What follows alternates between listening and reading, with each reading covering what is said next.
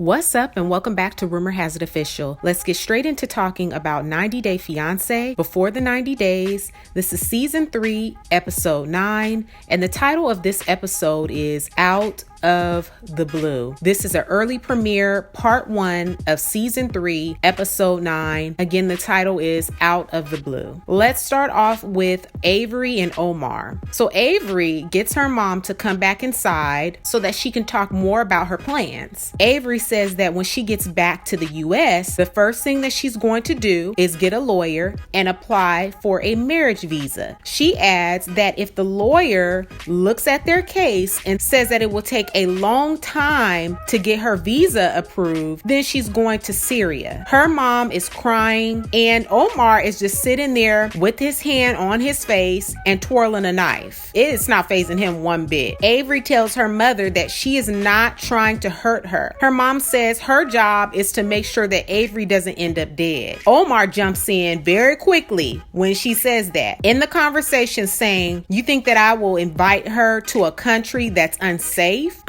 Yes, Omar, that is exactly what you're doing. His whole demeanor is that of a smart aleck, a jerk, okay? He says that the region that he lives in is completely safe, but in the very beginning, he highlighted all the bad and said nothing about his region being safe. So which one is it? You painted a certain type of picture, so that's how we're gonna look at things. And I'm sure that's how her mother is looking at things. So Omar tells the camera crew that he doesn't blame Terry for being mad and sad, but he wants Avery with him because she's his wife. I was really confused when Terry told the camera crew that now that she's met Omar, she's glad that Avery married him. Because I couldn't tell throughout her whole trip. She had been wanting her daughter not to go through with the marriage, to think about things, to think about if he is scamming her and just using her to get to the US. And now she's saying that she's glad her daughter married him. So this is just too confusing for me. Terry says that when she gets back to the US, she's going to do everything she can to get him a visa. When they get back to the hotel, Terry packs up and heads to the airport. You could definitely tell that Omar couldn't wait for her to leave. Let's move on to Angela and Michael. So Angela and Michael are at the pool, and over drinks, she brings up the conversation they had with his mother. She's stuck on the comment his mother made about allowing Michael to have a baby with someone else if Angela can't have children. Michael tells Angela that that's what most people do in Nigeria. Angela then says, "If I let you do it, would you?" Okay, these are another one of her trick questions that she likes to throw out there. Michael responds, "If you wanted me to." Angela tells him to be honest. And then when he does, she then wants to say that she's shocked at his response. She goes on to say that she wanted him to say no and that he only wants a baby and a family with her. She tells him that he has time to have a child if she can't have one when she's dead and gone. I will never understand why Angela has to be so nasty and rude. She can't even communicate in a healthy way to get her point across. It's just so sickening. Let's move on to Benjamin and Akinyi. Now that Benjamin has the blessing of Akinyi's father and the elders, he is packing up and getting the heck out of Fidel's house, and he's going to the apartment that he originally booked for this trip. Benjamin's hopes for the rest of the trip is to get some alone time with Akinyi, away from her family, because he would like to get to know her more. And he wants to get to know her more before he decides to propose. Later that day, Akinyi shows up to his apartment with her overnight bag. Akinyi says that her dad thinks that she's on a safari, but her mom knows that she's staying with Benjamin for a week. She says if her dad knew, they'd both be in trouble.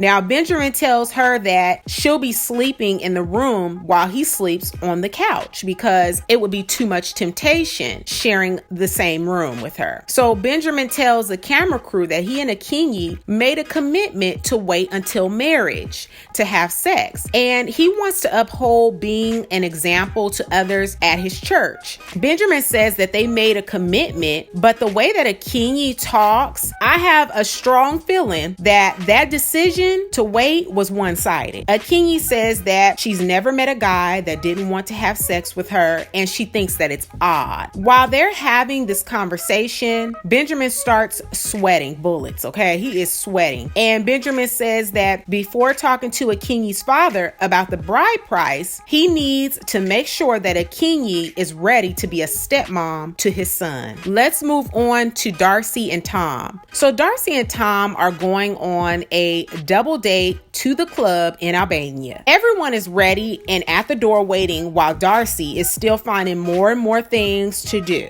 basically holding everybody up. When they get to the club, Darcy and Stacey get into a tiff about not getting the same drink. Very stupid, very childish, very dumb. Darcy is the last person that should be drinking, and she thinks because Stacey and Florian have been engaged for 3 years that she's rubbing it in her face. I think Darcy just wishes that her and Tom were in the same shoes or in the same place as far as their relationship goes, and that's why she's really bothered by it. Tom tells the camera crew that Darcy is acting childish and comparing relationships. In this episode, I will say I do feel Stacey is rubbing it in. I do feel like she's picking. If you're so into your man and the love that you all share is genuine and real, while Stacey is kissing her boyfriend and hugging all on him, after she's doing that, she's looking over at Darcy and kind of like acting like she's schooling her on, when the time is right, like she's just this professional about love. She's telling Darcy, just do you and doing all of that. So I do feel like she was definitely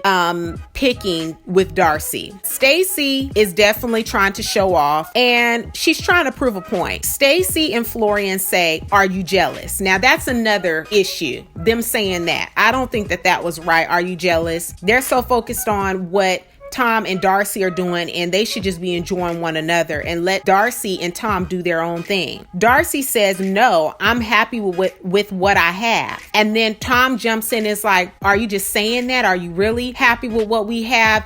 He's not making it any better either, and he is not right either, because I don't care. If you're my man, I want you to take my side and make things better and smooth things out. At one point, Darcy is starting to feel ganged up on, and I could definitely see her feelings were very valid in that moment. It's literally 3 against 1. So Darcy gets up and starts talking with the camera crew, and she's definitely intoxicated, and we all know what comes along with that. You can go out and you don't have to drink and enjoy yourself. You have to be mature enough to know your limit. Let's move on to Timothy and Jeniffer. So Timothy reveals that after all of the kissing and kicking the cameras out of the room, he messed up. The next morning, he apologizes to Jeniffer. They weren't intimate. And Tim says that it's because he was distracted and couldn't turn his brain off. He says that he told her that he just needed some time to think, so nothing happened. Jeniffer tells him not to overanalyze everything.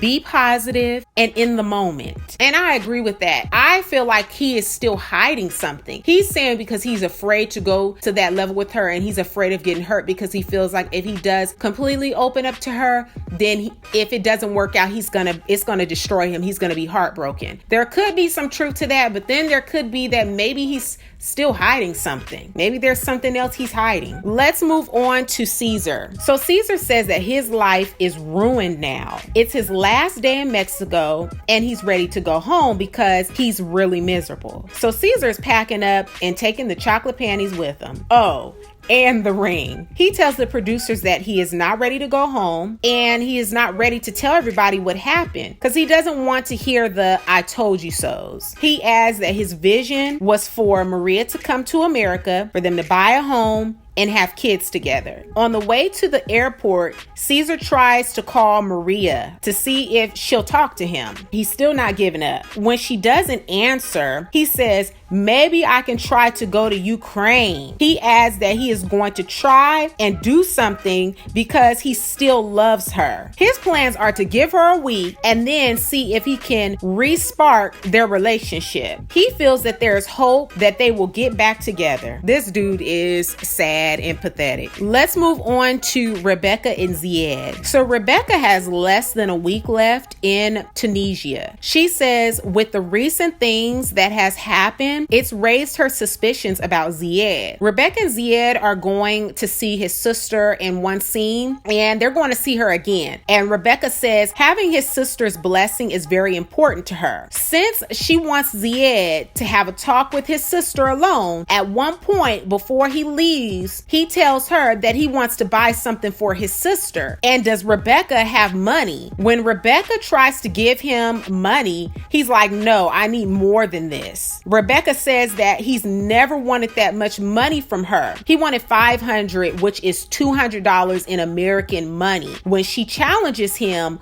on why he needs that much money, he says, something. She's stupid. I'ma just tell you, she's so stupid for giving him the money, and now she's starting to feel that he's taking advantage of her. So she says that she's going to keep an eye on him. Girl, as soon as you seen that dude did not have a job listed on his background check, you should have known what the deal was. If he has a job, then why is he asking you for money? Why? Why does he want money from you if he has a job? You're coming all the way there to visit him. He should be taking care of you. He should have paid to rent that car that she had to pay to rent herself for the duration of her stay. So, if you ain't catching the red flags by now, then girl, I'm so sorry for you, okay? Because you're just foolish and dumb. Let's move on to Benjamin and Akinyi. While on a safari walk, now I have to point this out real quick. It was crazy because since he is a visitor over there in Kenya, when they went to the safari, he had to pay $22. And because she lives in Kenya, she only had to pay $2. That's a pretty big ripoff if you ask me. $22 for him to go on the safari walk, but she only paid $2? That's not cool. I don't know. That's a ripoff to me. So he tells Akinyi that she would be introduced as his future wife. Now we're going back to him talking about his son with her. So back to talking about his son, he tells Akinyi that she would be